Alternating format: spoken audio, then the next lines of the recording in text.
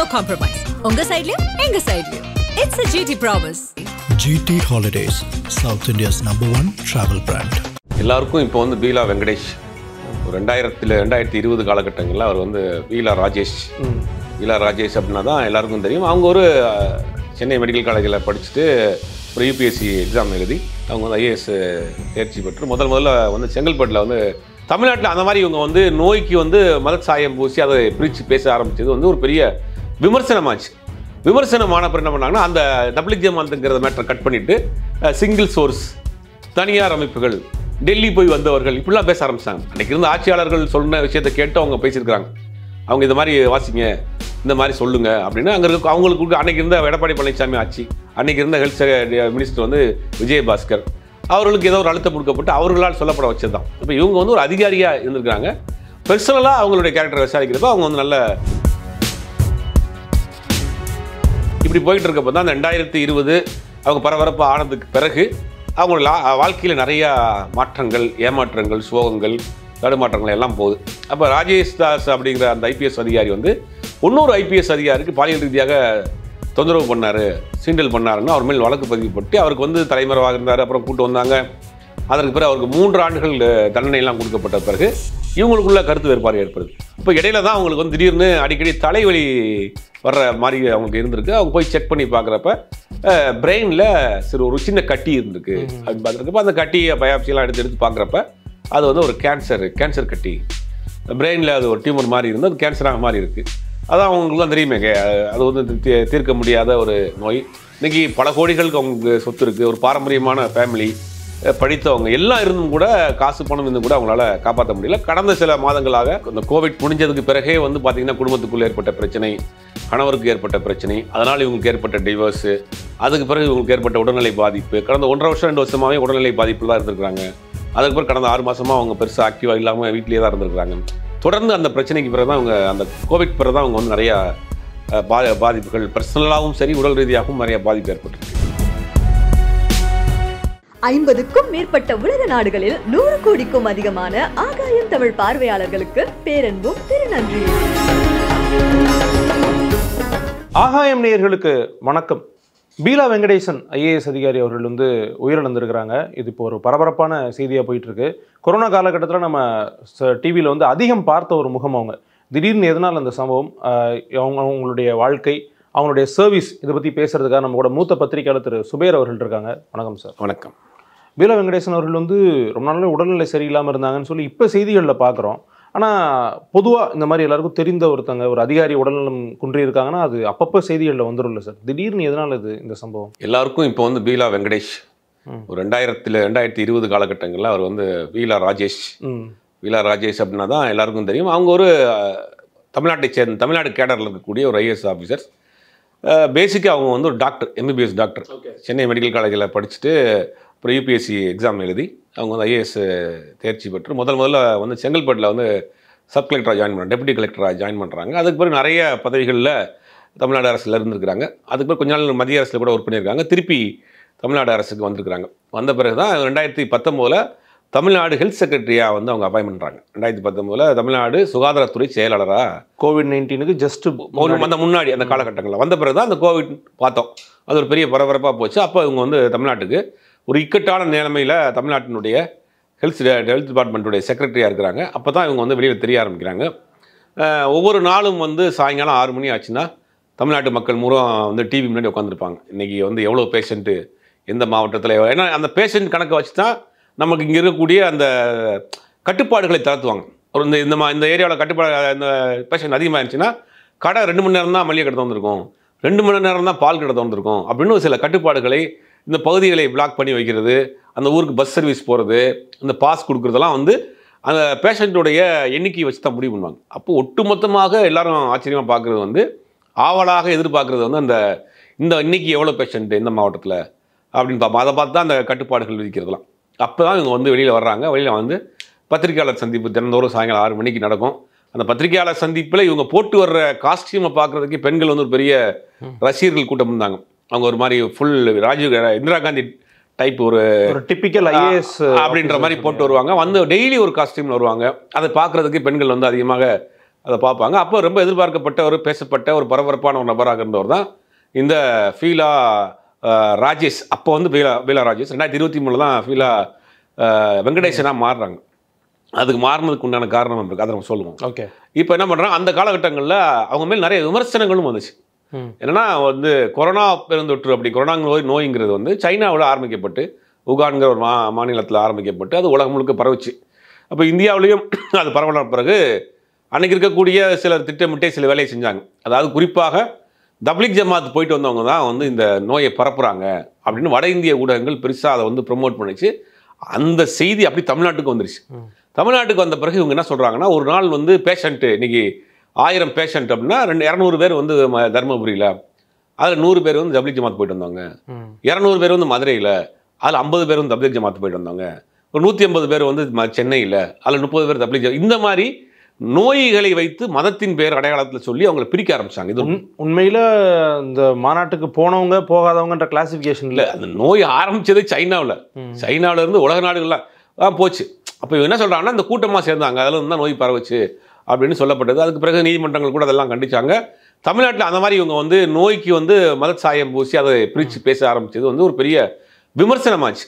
விமர்சனமான பிறகு என்ன பண்ணாங்கன்னா, அந்த தப்லீக் ஜமாத்துங்கிறத மேட்டரை கட் பண்ணிவிட்டு சிங்கிள் சோர்ஸ், தனியார் அமைப்புகள், டெல்லி போய் வந்தவர்கள் இப்படிலாம் பேச ஆரம்பித்தாங்க. இன்றைக்கி வந்து 100 பேஷண்டால் 50 பேர் டெல்லி போய் வந்தவர்கள் அப்படிலாம் பேச ஆரம்பிச்சு. அது ஒரு எதிர்க்கட்சிகள் நிறைய விமர்சனங்கள் வந்தபோது அதுக்கு பிறகு அதை எடுத்துட்டாங்க. ஆனால் பெர்சனலாக இவங்களுடைய கேரக்டர் எப்படி அப்படிங்கிற போது ரொம்ப விசாரிக்கிறப்ப அவங்க கூட ஒர்க் பண்ணவங்க அவங்களாம் சொல்கிறப்ப என்ன பண்ணுவாங்க, இவங்க நல்ல ஒரு கேரக்டர், இவங்க ரொம்ப ஒரு எல்லாத்துக்கும் மரியாதை கொடுத்து பழகக்கூடியவங்க, அணுகுவதற்கு ரொம்ப எளிமையானவங்க. ஒரு ஐஏஎஸ் ஆஃபீஸருங்கிற மாதிரிலாம் இருக்க மாட்டாங்க. இம்மிடியட்டாக ஒரு ஃபோன் பண்ணால் நம்மளே அட்டன் பண்ணுவாங்க. அந்த மாதிரி ரொம்ப ஒரு கூட ஒர்க் பண்ணுறவங்களுக்கு மரியாதை கொடுக்க, கீழே இருக்கக்கூடியவங்களுக்கு கூட மரியாதை கொடுக்கக்கூடியவங்க, ஹெல்ப் பண்ணக்கூடியவங்க, அந்த மாதிரி ஒரு நேச்சராக உள்ள ஒரு நபர் தான். அன்றைக்கி இருந்த ஆட்சியாளர்கள் சொன்ன விஷயத்தை கேட்டு அவங்க பேசியிருக்கிறாங்க.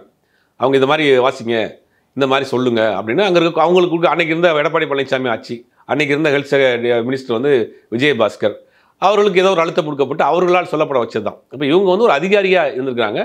பெர்சனலாக அவங்களுடைய கேரக்டரை விசாரிக்கிறப்ப அவங்க வந்து நல்ல ஒரு நபராக இருந்திருக்கிறாங்க. அவருடைய லைஃப் அப்படிங்கிறது பார்த்தா அவங்க அப்பா வந்து ஒரு தமிழ்நாட்டினுடைய டிஜிபியாக இருந்தார், வெங்கடேஷ் ஆஃபீஸர், ஐபிஎஸ், தமிழ்நாடு டிஜிபியாக இருந்தவர், தமிழ்நாடு உயரிய காவல்துறை அதிகாரியாக இருந்தவர். அம்மா வந்து ஒரு சட்டமன்ற உறுப்பினராக இருந்தார், ராணி வெங்கடேசன் அப்படின்ட்டு, சாத்தான்குளம் தொகுதியினுடைய சட்டமன்ற உறுப்பினர், காங்கிரஸ் கட்சி சார்பில் இருந்தவங்க.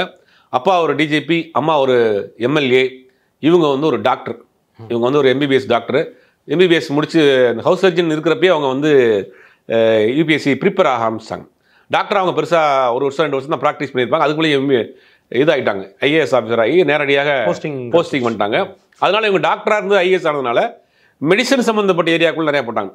ஹோமியோபதி, அலோபதி அந்த மாதிரியான டிபார்ட்மெண்ட்டுக்கு டைரக்டராக போட்டாங்க, ஹெல்த் டிபார்ட்மெண்ட் டைரக்டராக போட்டாங்க. அந்த மாதிரி நிறையா அந்த ரிலேட்டடான வேலைகள்லாம் பார்த்தாங்க. இவங்களே தனியாக அப்புறம் கொரோனா கட்டுப்பாடு அதிகாரின்னு ஒரு போஸ்டிங் போட்டாங்க, நிறையா போஸ்டிங் அந்த மாதிரி போட்டாங்க. இவங்களே தனியாகவே வந்து நிறையா வாய்ஸ் நோட்லாம் போட ஆரம்பித்தாங்க கடைசியில்.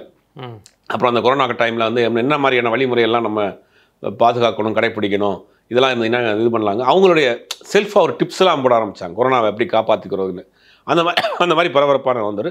அப்போ இவங்க வந்து ஒரிசாவை சேர்ந்த ராஜேஷ் தாஸ் அப்படிங்கிறவங்க, அவர் ஒரு ஐபிஎஸ் அதிகாரி, அவரை காதலித்து இவங்க திருமணம் பண்ணிக்கிறாங்க. இவங்களுக்கு ஒரு 3 குழந்தைகள் இருக்குது, 2 பெண் குழந்தைகள், ஒரு பையன் இருக்கிறார். ஒரு பெண் குழந்தையை வந்து கல்யாணம் பண்ணிட்டாங்க, ஒரு பெண் குழந்தை வந்து எங்கேயோ வெளிநாடுகளில் படிச்சுட்டு இருக்காங்க, ஒரு பையன் இருக்கிறாங்க போல். இதுதான் அவங்களுடைய ஃபேமிலி. இப்படி போயிட்டு இருக்கப்போ தான் அந்த 2020 அவங்க பரபரப்பு ஆனதுக்கு பிறகு அவங்களோட வாழ்க்கையில் நிறையா மாற்றங்கள், ஏமாற்றங்கள், சோகங்கள், தடுமாற்றங்கள் எல்லாம் போகுது. அப்போ ராஜேஷ் தாஸ் அப்படிங்கிற அந்த ஐபிஎஸ் அதிகாரி வந்து இன்னொரு ஐபிஎஸ் அதிகாரிக்கு பாலியல் ரீதியாக தொந்தரவு பண்ணார், சீண்டல் பண்ணாருன்னு அவர் மேல் வழக்கு பதிவுப்பட்டு அவருக்கு வந்து தலைமறைவாக இருந்தார். அப்புறம் கூட்டு வந்தாங்க. அதற்கு பிறகு அவருக்கு 3 ஆண்டுகள் தண்டனையெல்லாம் கொடுக்கப்பட்ட பிறகு இவங்களுக்குள்ள கருத்து வேறுபாடு ஏற்படுது. ராஜேஷ் கணவனுக்கும் மனைவிக்கும் கருத்து வேறுபாடு ஏற்பட்டு கணவனிடமிருந்து இவங்க பிரிந்து வந்துடுறாங்க. ஓகே, பிரிந்து வந்ததுக்கு பிறகு தான் ஃபீலா ராஜேஷாக இருந்தவங்க ஃபீலா வெங்கடேஷாக மாறுறாங்க. அப்பாவுடைய பேரை போட்டுட்டு அவங்களுடைய சோசியல் மீடியா எல்லா பக்கத்துலேயும் வந்து பேரை மாற்றுறாங்க, பயோ மாற்றுறாங்க. அது வரைக்கும் ஃபீலா ராஜேஷாக இருந்தவங்க ஃபீலா வெங்கடேசனாக அவங்க அப்பா பேரை சேர்த்துக்கிட்டு மாற்றுறாங்க. அதுக்கு பிறகு கணவன் மனைவிக்குள்ள பெருசாக உறவு இல்லை. 2023 அவங்க பிரிஞ்சுட்டாங்க. 2023 தனியாகவே இருக்கிறாங்க. அப்போ இடையில தான் அவங்களுக்கு வந்து திடீர்னு அடிக்கடி தலைவலி வர்ற மாதிரி அவங்களுக்கு இருந்திருக்கு. அவங்க போய் செக் பண்ணி பார்க்குறப்ப பிரெயினில் ஒரு சின்ன கட்டி இருந்திருக்கு அப்படின்னு பார்த்துருக்கப்ப அந்த கட்டியை பயாப்சியெல்லாம் எடுத்து பார்க்குறப்ப அது வந்து ஒரு கேன்சர் கட்டி பிரெயினில் அது ஒரு டியூமர் மாதிரி இருந்து அது கேன்சராக மாதிரி இருக்குது. அதான் அவங்களுக்கு தான் தெரியுமே, அது வந்து தீர்க்க முடியாத ஒரு நோய். இன்றைக்கி பல கோடிகளுக்கு அவங்களுக்கு சொத்து இருக்குது, ஒரு பாரம்பரியமான ஃபேமிலி, படித்தவங்க எல்லாம் இருந்தும் கூட காசு பணம் இருந்தும் கூட அவங்களால காப்பாற்ற முடியல. கடந்த சில மாதங்களாக வீட்டிலேயே இருந்திருக்காங்க, அவங்களுடைய கொட்டிவாக்கம் வீட்டிலே இருந்திருக்காங்க, பெருசாக ஆக்டிவாக இல்லை. அப்படியே கொஞ்சம் கொஞ்சமாக உடல்நலிவு ஏற்பட்டு நேற்று அவங்க மரணித்தாங்க. இவங்களை பற்றி நிறைய சோஷியல் மீடியாவில் எழுதும்போது, குறிப்பாக வந்து அரசியல்வாதிங்க இவங்களாம் எழுதும்போது வந்து ரொம்ப கடினமான ஒரு உழைப்பாளி, ரொம்ப எஃபர்ட் போட்டு உழைப்பாங்க அப்படின்றதெல்லாம் எழுதுறாங்கல்ல சார். உண்மையிலே இவங்களுடைய ஒர்க் போர்ட்ஃபோலியோ எப்படி? இல்லை, ஒர்க் போர்ட்ஃபோலியோங்கிறது வந்து அதான் சொல்கிறேன் ஏற்கனவே, இவங்க வந்து நேற்று நிறைய அவங்களுடைய பதிவுகளை போட்டுக்கிட்டே இருக்கிறாங்க. நேற்றுருந்து அவர் கூட ஒர்க் பண்ணவங்க, அவங்களுக்கு கீழே ஸ்டாஃபாக ஒர்க் பண்ணவங்க, அடுத்த கேட்டகரியில் இருப்பாங்க, அவங்களாம் ஒர்க் பண்ணுறாங்க.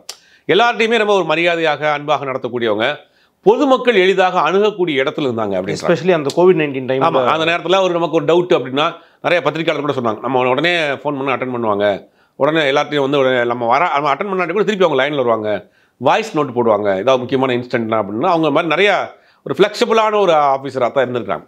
அதிலெல்லாம் மாற்றுக்கிறது கிடையாது, எல்லாத்தையும் நம்ம ஃப்ரெண்ட்லியாக தான் இருந்திருக்காங்க. ஆனால் என்னென்னா வந்து இந்த ஒரு விஷயத்தில் தான் அவங்க ஒரு விமர்சனமாச்சு. இந்த கொரோனா காலத்தில் அவங்க இந்த சிங்கிள் சோர்ஸுங்கிறதுலாம் பெரிய விமர்சனமாச்சு. அதுக்குமே ஒரு கட்டத்தில் அவங்க வந்து எக்ஸ்பிளைனே பண்ணாங்க, இது என்னுடைய தனிப்பட்ட கருத்து கிடையாது, தனிப்பட்ட விஷயம் கிடையாது, அரசாங்கம் கொடுக்கக்கூடிய வேலையை நான் செய்கிறேன், நான் ஒரு அரசாங்க அதிகாரி அப்படிங்கிற மாதிரி அவங்க ஒரு விளக்கமே கொடுத்தாங்க. அது இந்த விஷயம் பற்றி பேசும்போது இதையும் சேர்த்து கேட்டுறேன் சார். ஏன்னா அவங்க அசோசியேட் ஆகிருக்கிறதுனால பொதுவாக ஒரு ஐபிஎஸ்ஓ இல்லைனா ஐஏஎஸ் அதிகாரியோ ஒரு முக்கியமான நிர்வாக பொறுப்பில் இருக்கிறவங்க, பட் அரசியல் சூழ்நிலையினால அவங்க சில ஸ்டேட்மெண்ட் கொடுக்குற மாதிரி சில இக்கட்டான சுச்சுவேஷன்ஸில் மாட்டிக்கிற மாதிரி இருக்குல்ல சார். இது வந்து தொடர்ச்சியாக நடந்துகிட்டே வருது, இது எப்படி புரிஞ்சுக்கிறது? அது காலங்காலமாக இருக்குது, காமராஜர் காலத்திலேருந்தே இருக்குது.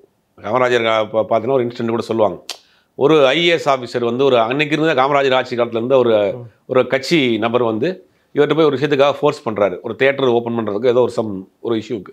அது இவர் முடியாதுங்கிறார். உடனே காமராஜர்கிட்ட அந்த நியூஸ் போகுது. அடுத்த நாள் காலையில் அந்த காமராஜர் அந்த ஐஏஎஸ் ஆஃபீஸர் வீட்டுக்கே போயிடுறாரு. வீட்டுக்கே போனோடனே நீ செஞ்சது தான் சரி, சபாஸ் உன்னுடைய நேர்மையை வந்து பாராட்டுற அப்படின்னு வீட்டில் இருக்க ஆள்கிட்ட விசாரிச்சுட்டு, அதாவது ஒரு கட்சிக்காரரு ஒரு விஷயத்துக்கு ஒரு ஐஏஎஸ் ஆஃபீஸர்கிட்ட போகிறாரு, ஃபோர்ஸ் பண்ணுறாரு. அந்த ஐஏஎஸ் ஆஃபீஸர் தன்னுடைய கடமையை மீற மாட்டேங்கிறது ரொம்ப ஸ்ட்ராங்காக இருக்கிறாரு. இந்த விஷயம் வந்து காமராஜருக்கு தெரிஞ்ச போது அவரை பாராட்டுறதுக்கு காமராஜரை நேரடியாக வந்து பாராட்டினார் அப்படிங்கிற ஒரு சம்பவம்லாம் சொல்லுவாங்க. அப்போ ஐஏஎஸ் ஆஃபீஸர்ஸ்க்கும் அரசுக்கும் மோதலும் கூட இருந்திருக்கு நிறையா. ஆசிட் வீழ்ச்சியெல்லாம் தமிழ்நாட்டில் நடந்திருக்கு, அதை கேள்விப்பட்டிருப்போம். அதனால் ஐஏஎஸ் ஆஃபீஸர்ஸ் அப்படிங்கிற அந்த கேட்டகரி பதவி இருக்கு இல்லையா, அது ஒரு சில பேர் அரசாங்கத்தோடு இணக்கமாக இருப்பாங்க, அரசாங்கத்தோடு முரண்பட்டும் இருப்பாங்க. அது தமிழ்நாட்டில் நம்ம ரெண்டையுமே பார்த்துருக்குறோம். ஆசிட் வீழ்ச்சி சம்பவத்தையும் பார்த்துருக்குறோம். சில ஐஏஎஸ் ஆஃபீஸர்ஸ் அரசாங்கத்துக்கு உடந்தையாக இருந்து அவங்களும் வழக்குகளில் மாட்டினையும் பார்த்துருக்கோம். அன்றைக்கி இருந்த ஆட்சியாளர் கூட நெருக்கமாக இருந்தாங்க, சில வழக்குகளுக்கு அவங்களையும் சேர்த்துருவாங்க. அந்த ஒரு ஆட்சி முடிஞ்சு போன பிறகு அவங்க ஏதாவது ஊழல் வழக்கில் மாட்டினாங்கன்னா இவங்க உடந்தையாக இருந்தாங்கன்னு மாட்டி வழக்குகள் சந்திச்சுக்கிட்டு இருக்க ஐஏஎஸ் ஆஃபீஸர்ஸ் பார்த்துருக்குறோம். எதிர்த்து போராடி அவங்களால வந்து பாதிக்கப்பட்டவங்களும் பார்த்துருக்குறோம், சில பேர் இணங்கி போனவங்களும் பார்த்துருக்கோம். அப்போ ஒவ்வொருத்தவங்களுடைய கேரக்டரை பொறுத்து தான் கேட்டகரியை வச்சு அவங்க எப்படி அரசாங்கத்தோட மிங்கிலாகி போகிறாங்கன்றது தான் இருக்குதுல்ல. இப்போ இவங்களே எடுத்துக்கிட்டால் கூட ஆட்சி மாற்றத்துக்கு அப்புறம் கொஞ்சம் ஓரங்கட்டப்பட்டாங்களா சார்? அப்படி ஒரு கருத்தும் நிலவுதில்லை. இல்லை, இப்போ இன்றைக்கி அவங்க வந்த ஐஏஎஸ் ஆஃபீஸர்ஸை வந்து நமக்கு போர்ட்ஃபோலியோங்கிறத அவங்க எப்படி கொடுப்பாங்க அப்படின்னா அவங்களுடைய சீனியாரிட்டி பிரகாரம். இப்போ அவங்கள வந்து நீங்கள் வந்து ஒரு சீஃப் செக்ரட்டரி அடுத்த ரேஞ்செலாம் வச்சுருப்பாங்க. இப்போ அந்த கேட்டகரியிலாம் அவங்கள போட முடியும். ஓகே, இப்போ டிபார்ட்மெண்ட் செக்ரட்டரியாக இருந்திருப்பாங்க, அப்புறம் கலெக்டராக இருந்திருக்கிறாங்க.